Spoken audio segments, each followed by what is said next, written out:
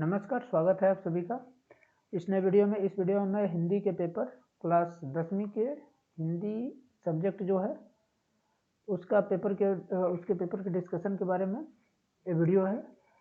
तो अगर आप लोग को नहीं मालूम है कि इसका पेपर आप कैसे देख सकते हैं तो इसके बारे में पूरी जानकारी दी जाएगी, तो आप लोग लास्ट तक बने रहिए, ठीक है।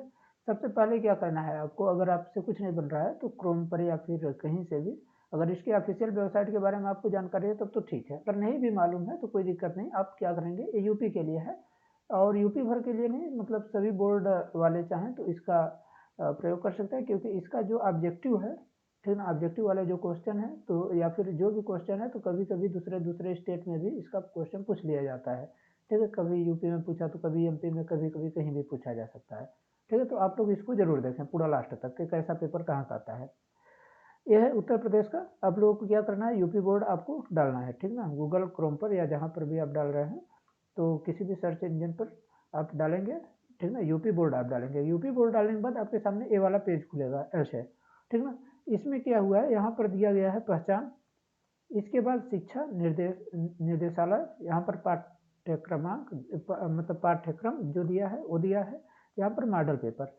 तो आप मॉडल पेपर जा करके आप सारे सब्जेक्ट का मॉडल पेपर आप डाउनलोड कर सकते हैं, देख सकते हैं कौन सा पेपर कैसे आने वाला है। उससे क्या होगा, उससे ये हो जाएगा कि आपका जो पेपर आने वाला है, जैसा भी पेपर आपके बोर्ड में है, जैसा वार्षिक पेपर में जो आपको पेपर मिलेगा, ठीक ना, तो सेम इसी तरीके के पेपर आपको वहाँ से मिलेंगे, ठीक है। तो अगर आप लोग यहाँ से देख करके उसको अगर मतलब हल किए रहेंगे या उसका उपयोग किए रहेंगे तो आपको पता रहेगा कि ऐसा ही पेपर आने वाला है। नहीं तो वहाँ पर जाकर कई बच्चे उसमें गलती कर देते हैं, ठीक है, क्योंकि फर्स्ट बार रहता है तो गलती होने की संभावना ज़्यादा रहती है, ठीक है। अब चलिए मैं आप लोगों को दिखाता हूँ इसका ऑफिशियल वेबसाइट पर। देखिए वहाँ पर मैं जो बोला था ऐसे ही आपको, क्योंकि इसमें पूरा नहीं दिख पा रहा है, आपको नहीं दिख रहा होगा तो जूम भी तो नहीं कर सकता, नहीं तो एक सेकेंड हो रहा है लेकिन नहीं हो पाएगा, पूरा जूम नहीं हो पाएगा, नहीं तो दिखा देता। हाँ ये देखिए थोड़ा थोड़ा यहाँ पर दिख रहा है। यहाँ पर आपको क्या करना है, मॉडल पेपर ए वाला है, मॉडल पेपर पर जैसे मैं क्लिक किया, आप लोग देखिए, तो मॉडल पेपर क्लिक करने के बाद ये हमारे सामने पेज खुल करके आया है। यहाँ पर ये देखिए मॉडल पेपर क्लास 10th दिया हुआ है, यहाँ हिंदी सब्जेक्ट है, ये हिंदी सब्जेक्ट है। तो ये और देखिए हिंदी सब्जेक्ट और एलिमेंट्री हिंदी हिंदी ये दोनों अलग अलग है। जैसे मैं दोनों का भी करके आपको दिखाऊंगा, ठीक है। जैसे एलिमेंट्री हिंदी का मैं कर रहा हूँ, ठीक है। अब देखिए ये एलिमेंट्री हिंदी है और जो ये था आपका ये हिंदी था, ठीक है। आप दोनों दोनों देख लिया, ठीक है। मैं दोनों को बगल बगल में करके आपको इसको दोनों दोनों पेपर जो है उसको दिखा दूंगा, जिससे आप लोगों को रहे कि नहीं यहाँ सही पेपर आ रहा है।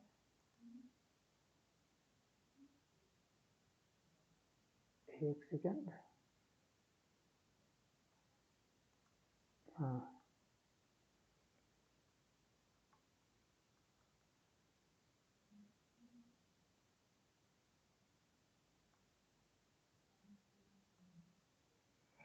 ये है आपका हिंदी और है ये एलिमेंट्री हिंदी। हाँ ये देखिए आपके सामने दोनों पेपर हैं, ये एक एलिमेंट्री हिंदी का है और एक हिंदी का है, ठीक है। ये जो इस वाले पेज में दिख रहा है ये एलिमेंट्री हिंदी और ये हिंदी का है, ठीक है। मैं इसको और कर ले रहा हूँ जिससे दिखे बढ़िया से। इसमें ये हो गया, ठीक है। तो मैं एक एक करके पहले मैं आपको हिंदी का दिखा दे रहा हूँ और उसके बाद एलिमेंट्री हिंदी का आपको दिखाऊंगा। तो पहले हिंदी को आपको आप लोगों को मैं दिखा दे रहा हूँ। ये देखिए हिंदी है, इसमें कैसा पेपर रहेगा, जैसा कि पता होगा कि 3 घंटे का पेपर होता है, लेकिन 15 मिनट पहले से आपको एक पेपर मतलब जो पेपर रहता है उसको दे दिया जाता है। इसमें कुछ निर्देश दिए गए हैं, वो पेपर दिए जाते हैं कि आप लोग उसको पढ़ें, ठीक है। 70 नंबर का क्वेश्चन रहेगा आपके जो रहेंगे, तो 70 नंबर का मॉडल पेपर है 2023-24 का, विषय हिंदी, खंड अ, ठीक है। इसके बाद क्या है, निर्देश में क्या दिया है, प्रारंभ में 15 मिनट परीक्षार्थी को प्रश्न पत्र पढ़ने के लिए निर्धारित है। प्रश्न पत्र 2 खंड, खंड अ तथा ब में विभाजित होगा। आप इसको देखिएगा, खंड अ है और ब भी है दोनों। इसके बाद क्या, प्रश्न पत्र अ जो है बहुविकल्पी प्रश्न है, जिसमें सही विकल्प का चयन करके आपको ओएमआर शीट पर नीले अथवा काले बॉल पेन से सही विकल्प के गोले को भरना है, ठीक है। खंड अ में बहुविकल्पी प्रश्न है तो प्रत्येक प्रश्न के लिए 1 अंक दिया गया है। OMR शीट पर उत्तर अंकित किए जाने के पश्चात उसे काटना नहीं है और इरेजर व्हाइटनर का प्रयोग नहीं करना है। प्रत्येक प्रश्न समूह के मतलब प्रत्येक जो प्रश्न है उसके सामने उसका आंसर दिया गया है। अब देखिए, बाबू गुलाब राय किस युग के लेखक हैं। क्वेश्चन ये पूछा गया है कि बाबू गुलाब राय किस युग के लेखक हैं। 20 नंबर का ऑब्जेक्टिव जो है यहाँ पर आपको दिया जा रहा है। तो बाबू गुलाब राय किस युग के हैं, भारतेंद्र युग के हैं कि शुक्ल युग के हैं कि द्विवेदी युग के हैं कि शुक्लोत्तर युग के हैं। ठीक है, तो देखिए इसका आंसर मैं आप सभी को अभी नहीं बताऊंगा। इसका आंसर मैं चाहूँगा कि आप लोग इसका आंसर कमेंट बॉक्स में दें। इसका आंसर जैसे ही आप लोग बताते हैं कमेंट बॉक्स में, उसको अगले दिन, जैसे आज मैं वीडियो जब भी अपलोड करूँगा तो वीडियो के 24 घंटे बाद आपका कमेंट बॉक्स में इसका आंसर मिल जाएगा। ठीक है, अब देखिए दूसरा क्वेश्चन, चिंतामणि किस विधा की रचना है। निबंध, कविता, नाटक, कहानी। मैं आप लोगों को कुछ हिंट देते जाऊंगा जिससे आप लोगों को अगर थोड़ा भी मालूम है इसके बारे में तो आप लोग इसका कर सकते हैं। ठीक है, गबन किसकी रचना है। क्वेश्चन है गबन किसकी रचना है। मुंशी प्रेमचंद, जयशंकर प्रसाद, निराला की हरिकृष्ण प्रेमी। शुक्ल युग की समयावधि है। शुक्ल युग के समय की अवधि क्या होता है। ठीक है, अब देखिए 1900 से 1918 या 1919 से 1938 या 1936 से 1943 या उपरोक्त में से कोई नहीं। ठीक है, तो आप लोगों को मैं चाहूंगा कि इसका आंसर आप लोग जरूर दें इस वाले का। ठीक है, अब देखिए इसके बाद नीड़ का निर्माण फिर किस विधा की रचना है। नीड़ की निर्माण फिर जीवनी है कि आत्मकथा है कि रेखा चित्र है कि साक्षात्कार है। प्रिप्रवास किस युग की रचना है। प्रिप्रवास किस युग की रचना है। आपको भारतेंद्र युग, द्विवेदी युग, प्रगतिवाद युग और छायावाद युग। ठीक है, तो आप लोग इसका आंसर जरूर दीजिएगा। मधुशाला किसकी रचना है। मधुशाला किसकी रचना है। रामधारी सिंह दिनकर, हरिवंश राय बच्चन, हरि और सुमित्रा नंदन पंत। भारत भारती किसकी रचना है। भारत भारती जो दिया गया है वो किसकी रचना है। जयशंकर प्रसाद का, सियाराम शरणगुप्त, मैथिली शरणगुप्त और महादेवी वर्मा। ठीक है, आधुनिक काल कब से कब है। आधुनिक काल 1843 से अब तक, 1643 से 1843, 1918 से 1936, 1936 से 1943। तो इसका आंसर ये होगा। ठीक है, और मतीराम किस युग के कवि हैं। मतीराम आदिकाल मतलब भक्ति काल, आदिकाल, आधुनिक काल की रीतिकाल। ठीक है, तो आप लोग को इसको बताना है कि कौन सा आंसर होगा। हास्य रस का स्थायी भाव है हास। सोहत ओढ़त पीत पट, श्याम सलोने गात, मनु नील मणि शैल पर, आतप पर्यो प्रकाश। एक कौन सा अलंकार है। उपमा, उत्प्रेक्षा, रूपक या श्लेष अलंकार। रोला छंद में कुल कितने चरण होते हैं। रोला छंद में कुल कितने चरण होते हैं। ठीक है, 2, 3, 4, 5।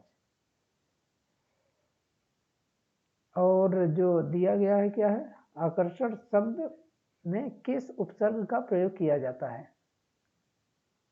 आकर्षण शब्द में किस उपसर्ग क्या है। प्रत्यय। अगर यह पता है तो बन जाएगा, बहुत कठिन नहीं है।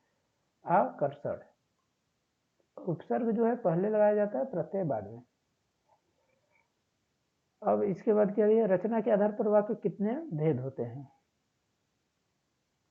2, 5, 6, 3। पीताम्बर में कौन सा समास है। कर्मधारय, बहुब्रीहि, द्वंद्व या तत्पुरुष। अश्रु का तत्सम रूप है अश्रु, अंश, रोना की आंख। कर्तवाच्य में किसकी प्रधानता होती है। कर्ता की, कर्म की, भाव की, इनमें से कोई नहीं। ताथ्य शब्द में वचन और विभक्ति है, मतलब तार्थ जो शब्द है इसमें कौन से वचन और कौन सी विभक्ति है इसको बताना है। निम्नलिखित में से सर्वनाम है, कौन सा सर्वनाम है इसको बताना है। ठीक है, अब देखिए 50 नंबर के पूर्णांक, ये आपका खंड ब हो गया। ठीक ना, खंड ए में आपका कंप्लीट हो गया इतना। अब खंड ब स्टार्ट होता है 50 नंबर के। खंड ब आप में क्या दिया गया है, खंड ब में आपको जो दिया रहेगा गद्यांश दिया रहेगा। इससे 3 प्रश्न आपको पूछे जाएंगे। ठीक है, और एक प्रश्न के लिए 2 अंक निर्धारित किया गया है। उपयुक्त गद्यांश का संदर्भ आपको लिखना है। गद्यांश में अंकित अंश की व्याख्या कीजिए। अब देखिए क्या है कि यह कोई बात नहीं है कि एक स्वभाव और रुचि लोगों में ही मित्रता हो सकती है। समाज में विभिन्नता देखकर लोग एक दूसरे की ओर आकर्षित होते हैं, जो गुण हम में नहीं है। हम चाहते हैं कि कोई ऐसा मित्र मिले जिसमें वे गुण हो। चिंताशील मनुष्य प्रफुल्लित चित्त का साथ ढूंढता है, निर्बल बलि का, धीर उत्साही का, उच्च आकांक्षा वाला चंद्रगुप्त युक्त और उपाय के लिए चाणक्य का मुंह ताकता था। नीति विशारद अकबर मन बहलाने के लिए बीरबल की ओर देखता था। तो इसके बारे में बोला गया है कि उपयुक्त गद्यांश का संदर्भ आपको लिखना है। ठीक है, इसके बाद क्या है, गद्यांश का जो अंश दिया गया है रेखांकित अंश की व्याख्या करना है। मतलब ये जो रेखांकित किया गया है अंश इतना, ठीक है, इसकी आपको व्याख्या करना है। सिर्फ इतने का करना है, पूरे का। लेखक के अनुसार समाज में भिन्नता देखकर लोग एक दूसरे की ओर आकर्षित क्यों होते हैं। ठीक है, तो इसके बारे में आपको बताना है। या अथवा में जो दिया गया है क्वेश्चन क्या है, हे भगवान, मतलब जो दिया गया आप लोग इसको देख लीजिए एक बार। इसमें भी वही दिया गया है कि रेखांकित जो अंश है उसका आपको क्या लिखना है, उसका भाव स्पष्ट करना है, यानी व्याख्या करना है वो क्या कर रहा है। और दूसरा, ममता द्वारा किस कार्य को ईश्वर की इच्छा के विरुद्ध बताया गया है। ठीक है, इसके बाद नीचे दिए गए पद्यांशों पर आधारित 3 प्रश्न है। जैसे आपका गद्य का था वैसे ही आपके पद्य का हल करना है। इसमें ये ठीक है कि पूरे का व्याख्या नहीं करना है, व्याख्या उतने का करना है जितने में अंडरलाइन किया गया है। ठीक ना, रेखांकित का, यानी जहाँ जहाँ आपको रेखांकित मिलेगा उसकी आपको सिर्फ व्याख्या कीजिए, हो जाएगा उसके बाद। ठीक है, अब नीचे दिए गए संस्कृत गद्यांश में से किसी एक का संदर्भ सहित हिंदी में अनुवाद करना है आपको। संस्कृत में एक गद्यांश दिया गया है, किसी एक का संदर्भ सहित हिंदी में अनुवाद आपको करना है। आपके ये दिया गया है, ऐसा नगरी और मानव जीवनस्य संस्करणम संस्कृति। ठीक ना, तो ये सब है। इसके बाद संस्कृत पद्यांश में से किसी एक का संदर्भ हिंदी। अब देखिए, एक गद्यांश संस्कृत का था, एक पद्यांश है, इसका आपको हिंदी में वो करना है अनुवाद। इसके बाद अपने पठित खंड काव्य के आधार पर निम्नलिखित में से किसी एक का उत्तर आपको देना है। पठित खंड काव्य के आधार पर निम्नलिखित में से किसी एक का उत्तर आपको इसमें से देना है। आपको कौन कौन सा दिया जा रहा है, मुक्तिदूत खंड काव्य के आधार पर गांधी जी के चरित्र चित्रण करना है। मुक्तिदूत खंड काव्य के चतुर्थ सर्ग का कथानक अपने शब्दों में आपको लिखना है। ज्योति जवाहर खंड काव्य की कथावस्तु संक्षेप में लिखना है। ज्योति जवाहर खंड काव्य के आधार पर जवाहरलाल नेहरू का चरित्र चित्रण आपको करना है। ऐसे ही ये आपको दिए गए हैं, इसमें से क्या करना है, किसी एक के बारे में आपको लिखना है। ठीक है, अब देखिए इसके बाद इसमें बहुत है, लेकिन इसमें से किसी एक के बारे में ही आपको लिखना है। 6वां नंबर क्वेश्चन आ जाइए। इसमें क्या दिया गया है, इसमें जीवन परिचय आपको लिखना है। जीवन परिचय आपने किसी एक के बारे में आपको जीवन परिचय लिखना है। डॉक्टर राजेंद्र प्रसाद के बारे में, या जयशंकर प्रसाद के बारे में, आचार्य रामचंद्र शुक्ल के बारे में, और उनकी रचनाओं का भी उल्लेख करना है। ठीक है, उनके जीवन परिचय लिखना है और उनकी रचना का उल्लेख करना है। ऐसे ही जो दिया गया है, एक इसका था, ये लेखक है, लेखकों का था। और यहाँ पर जो दिया गया है कवियों का है। जीवन परिचय आपको देना है गोस्वामी तुलसीदास, सुमित्रानंदन पंत, महाकवि सूरदास। इसके बाद कंठस्थ कोई एक श्लोक लिखना है जो प्रश्न पत्र में न आया हो। ठीक है, निम्नलिखित में से किन्हीं 2 प्रश्नों का उत्तर संस्कृत में आपको देना है। अब ये आपके सामने 4 प्रश्न हैं, 4 में से कोई 2 का ही आपको देना है। निम्नलिखित में से किसी एक विषय पर आपको निबंध लिखना है, यानी पर्यावरण संरक्षण के उपाय, आतंकवाद, जनसंख्या के लाभ हानि और नारी शक्तिकरण। ये 7 नंबर के क्वेश्चन है। निबंध 7 नंबर का है, तो आप लोग ध्यान से इसको लिखिएगा जितना बोला जाए। और अपनी विशेष रुचियों का उल्लेख करते हुए अपने मित्र को एक पत्र लिखना है, यानी पत्र लेखन वाला है। या फिर उत्तर मध्य रेलवे को एक शिकायत पत्र लिखिए जिसमें टिकट निरीक्षक द्वारा किए गए अभद्र व्यवहार का उल्लेख हो। ठीक है, तो यही सब है। अगर आप लोग को वीडियो अच्छी लगी हो तो आप लोग वीडियो को लाइक करें और अपने दोस्तों तक शेयर कर सकते हैं। और जो क्वेश्चन पूछा गया है आप सबसे ऑब्जेक्टिव वाले, आप लोग जितना हो सके भरसक उसका उत्तर देने का प्रयास करें कमेंट बॉक्स में। और अगर जिससे नहीं बन रहा है तो एक बार खोजने का प्रयास करें अपने किताब में, क्योंकि अगर आप वहाँ से खोजेंगे तो आपको पता हो जाएगा, क्योंकि आप उससे ज़्यादा जानकारी प्राप्त कर सकेंगे। और अगर नहीं हो पा रहा है तो फिर 24 घंटे बाद इस पर कमेंट बॉक्स में इसका आंसर पिन कर दिया जाएगा। ठीक है, धन्यवाद। अगर आप लोग हमारे चैनल पर नए हों तो इसको सब्सक्राइब कर लीजिए।